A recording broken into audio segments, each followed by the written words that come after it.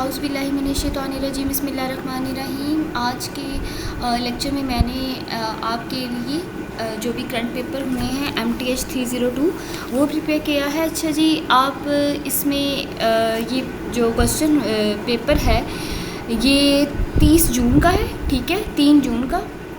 और इसमें जो क्वेश्चन आए हैं, सबसे पहले तो आपको जो मेन चीज़ मैं बता दूं कि मैथ का क्वेश्चन सॉल्व करने के लिए सबसे पहले आपने एक ट्रिक यूज़ करनी है। वो ये कि इसकी प्रिपरेशन के लिए आपने एक रजिस्टर अपने पास रखना है और उसमें मैं जितने भी पास पेपर्स के क्वेश्चंस बता रही हूँ आपने उसको एक कंटेंट की फॉर्म में लिख लेना है और फिर उन टॉपिक्स को आपने अच्छे से प्रिपेयर करना है और उनकी अच्छे से प्रैक्टिस करनी है, ठीक है। और जो क्वेश्चंस यहाँ भी मैंने बताए हैं उन्हें इतने अच्छे से प्रैक्टिस करें कि अगर पेपर में आए तो आपको आंसर भी ज़ुबानी याद हो। ओके, तो ये जो पेपर आया है ये ओवरऑल इजी था अगर आपके फार्मूलाज क्लियर हैं।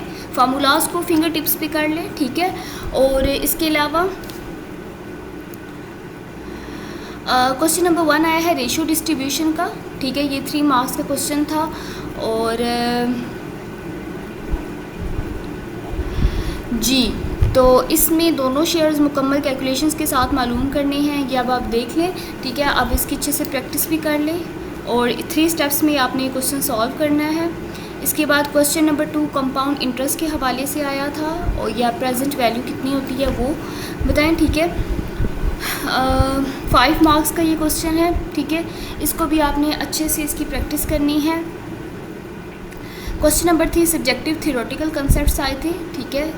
आपके BEP यानी कि ब्रेक इवन पॉइंट क्या होता है, ठीक है। यानी कि ये वो होता है जहाँ पे ना कोई आपको प्रॉफिट होता है ना ही कोई लॉस होता है, ठीक है। तो ये आपने इसकी फार्मूले भी याद करने हैं।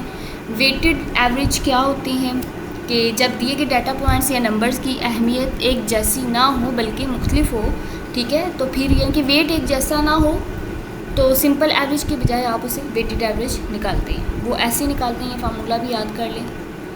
और इसके अलावा जी दूसरा जो पास पेपर शेयर किया है हमारे साथ सईदा बुखारी ने, और इनका 50% इनका ये कहना है कि जो पेपर था वो 50% ईजी था, 50% कंसेप्चुअल था और इसमें मैथमेटिकल सिंबल्स और लीनियर इक्वेशन से रिलेटेड सवाल पूछे गए थे। अच्छा, मैंने आपसे पहले भी एक पेपर शेयर किया था, उसमें भी एक साइन था जो एक बिल्कुल वर्टिकल साइन था। उन्होंने ये पूछा कि बताएं भी ये साइन इसे क्या कहते हैं, तो उसे सच डैट कहते हैं। तो आप जितने भी साइंस हैं ना मैथमेटिकल के आप उसे याद करें, अपनी फिंगर टिप्स पे लिख लें। ये बहुत आपका प्लस पॉइंट है कि आपको इजीली मार्क्स मिल सकते हैं इन साइंस को याद करने से, ठीक है।